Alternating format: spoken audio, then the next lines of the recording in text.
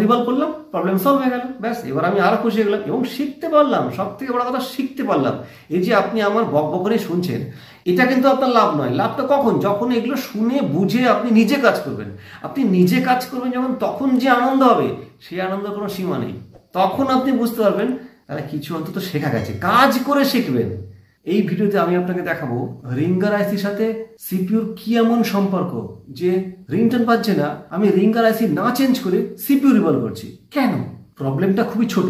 ধরুন রিংটোন বাজছে না বা ক্যামেরা ওপেন হচ্ছে না, সিপিইউ রিভলভ পর্যন্ত করতে হয়। যেমন ধরুন পোকো X3, X2 এইসব মডেলের কথা বলছি। স্টেপ বাই স্টেপ আপনি আগেই সিপিইউ কেন ভাববেন?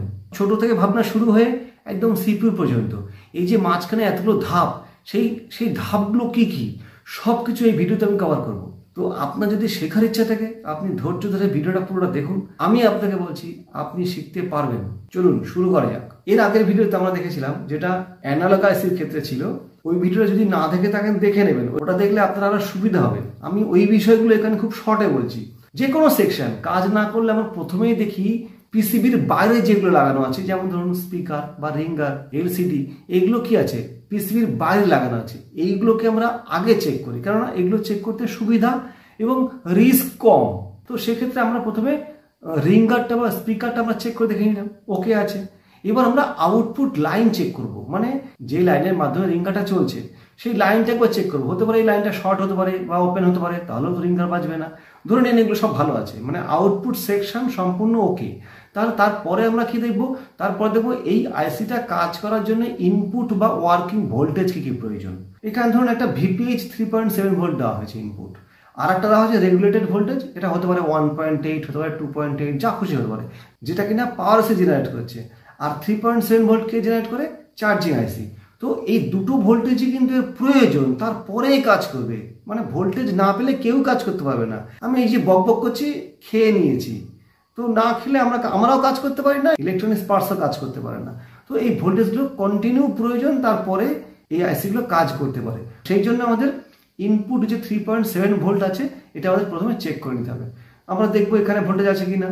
যদি দেখি না নেই, এখানে আছে কিনা, মানে এই কয়েলটার এই প্রান্তে আছে কিনা, দেখলাম হ্যাঁ এখানে ভোল্টেজ আছে।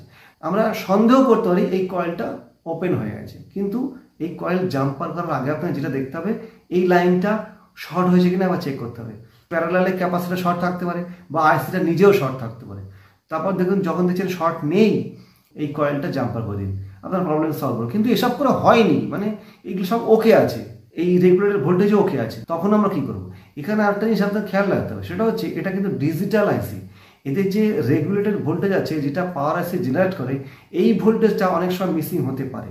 এই লাইনটা শর্ট নেই, ওপেন নেই, তা সত্ত্বেও এই ভোল্টেজটা মিসিং হতে পারে। তখন কি আপনি পাওয়ার আইসিকে দোষ দেবেন? না। এখানে আমার একটা পার্সোনাল এক্সপিরিয়েন্স আমি আপনাকে বলছি। আমরা অ্যানালগ আইসির ক্ষেত্রে দেখেছিলাম একটা ইনপুট থাকে, শুধু ইনপুট বা এনাবেল। এখানে কিন্তু ইনপুটের সাথে আরও একটা জিনিস রয়েছে, সেটা হচ্ছে প্রোটোকলস। এই প্রোটোকলস লাইনগুলো আসে সরাসরি সিপিইউ থেকে।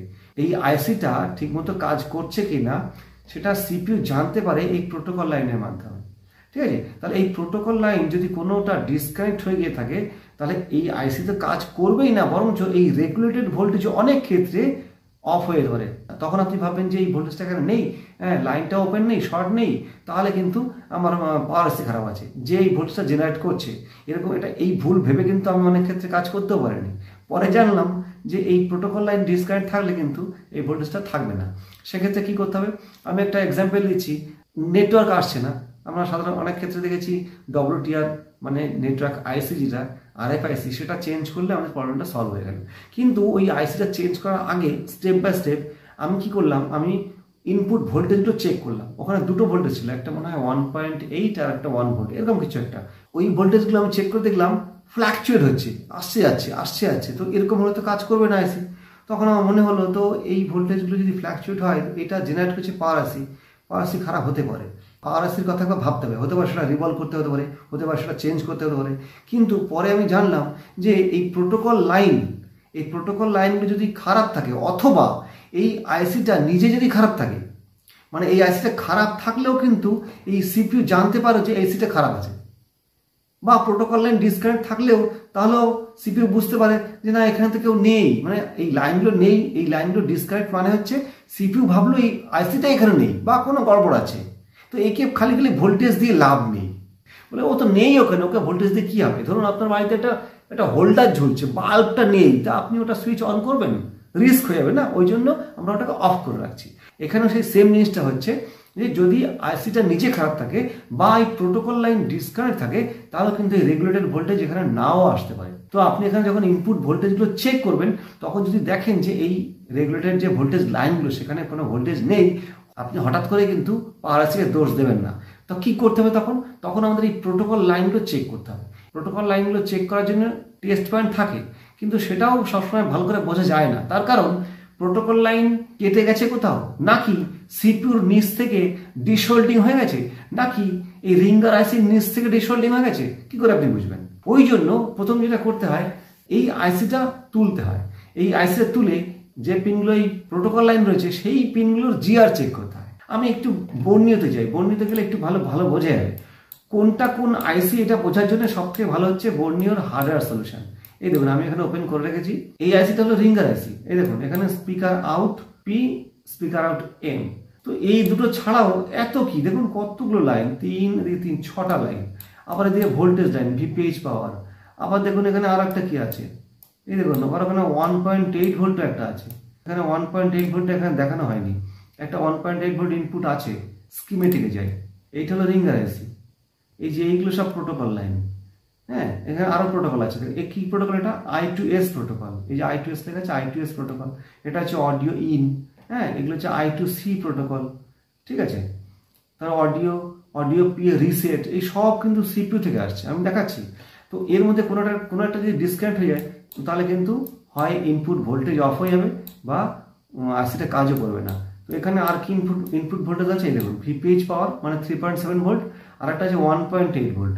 এই দুটোর মধ্যে কোনো একটা মিসিং হলেও কিন্তু, ধরুন প্রোটোকল লাইন ভালো আছে, আইসি ভালো আছে, কেউ ডিসোল্ডিং হয়নি, এই 1.8 ভোল্ট মিসিং হয়ে গেছে, তাহলে রিংটোন বাজবে না। তা আপনি আগেই সিপিইউ রিবলের কথা ভাববেন কেন? স্টেপ বাই স্টেপ যেতে হবে আমাদের। তো প্রথমে আমাদের চেক করতে হবে ভিপিএইচ ভোল্টেজ আর 1.8 ভোল্ট। এই দুটো ভোল্টেজ যদি যখন আপনার ঠিক থাকলো, এবার তাহলে আমাকে প্রোটোকল লাইন চেক করতে হবে। বা এই 1.8 ভোল্ট মিসিং হয়ে গেছে, তখনও আপনাকে প্রোটোকল চেক করতে হবে। এবার দেখি এই লাইনগুলো কোথা থেকে এসেছে, মানে সিপিইউ থেকে আদৌ এসেছে কিনা, না আমি কি ভুলভাল বকছি। দেখি এটাকে যে কোনো একটা লাইনের উপর আপনি ডবল ক্লিক করুন, এটা কপি হয়ে গেল, দেখুন সিলেক্ট হয়ে গেল, এটা কপি হয়ে গেছে। এবার আমি এখানে অলরেডি পেস্টও হয়ে গেছে, আমি ফাইল নেক্সট করি। ফাইল নেক্সট করে দেখুন, এই দেখুন এটা কি, এত বড় একটা আইসি কি, এই দেখুন 7150, মানে এটা হলো সিপিইউ। এই দেখুন সিপিইউতে কানেক্ট আছে, সমস্ত লাইন কিন্তু এভাবে কানেক্ট হয়েছে। আচ্ছা, আবার আমি ব্যাক করি, আমি অন্য আরেকটা লাইন চেক করি। এই যে I2C প্রোটোকল, এটাকে চেক করি, ডবল ক্লিক করি, কপি হয়ে গেছে, সিলেক্ট হয়ে গেছে এবং কপি হয়ে গেছে, এখানে বসেও গেছে, আমাকে পেস্টও করতে হচ্ছে না।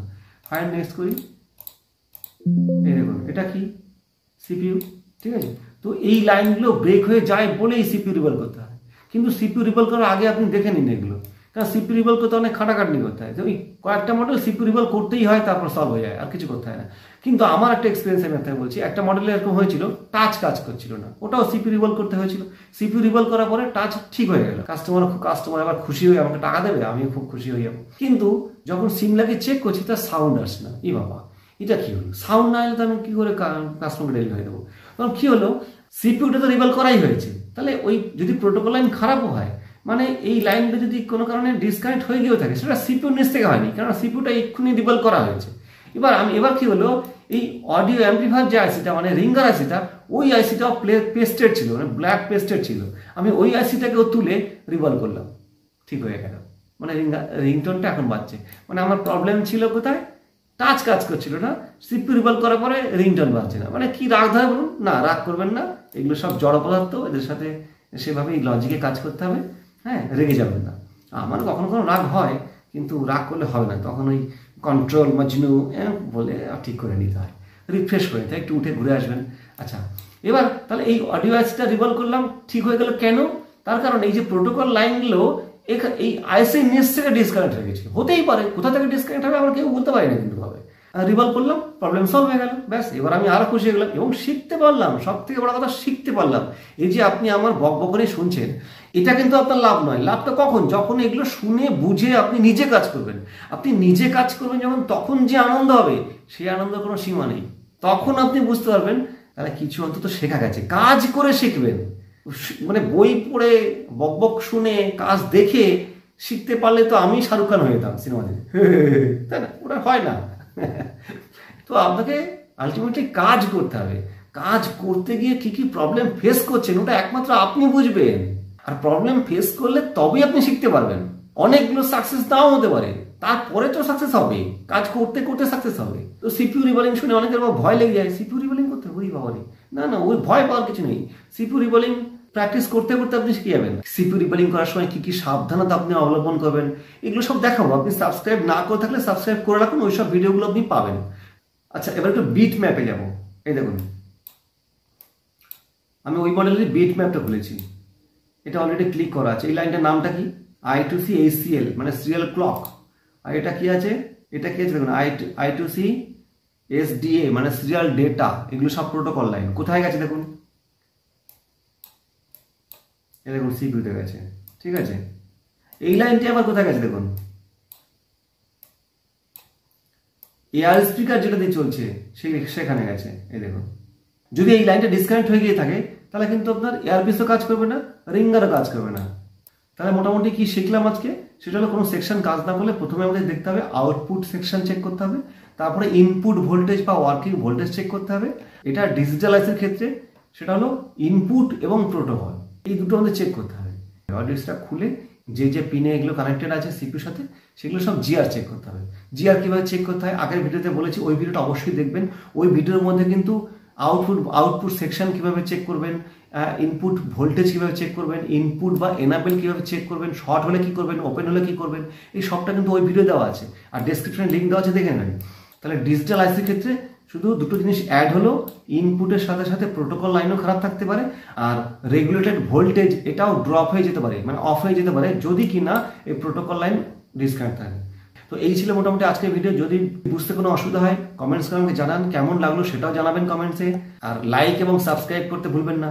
এর পরে যে ভিডিওগুলো সেগুলো আপনি সেগুলোর নোটিফিকেশন আপনি পেয়ে যাবেন। দেখা হচ্ছে পরের ভিডিওতে। সবাই ভালো থাকবেন।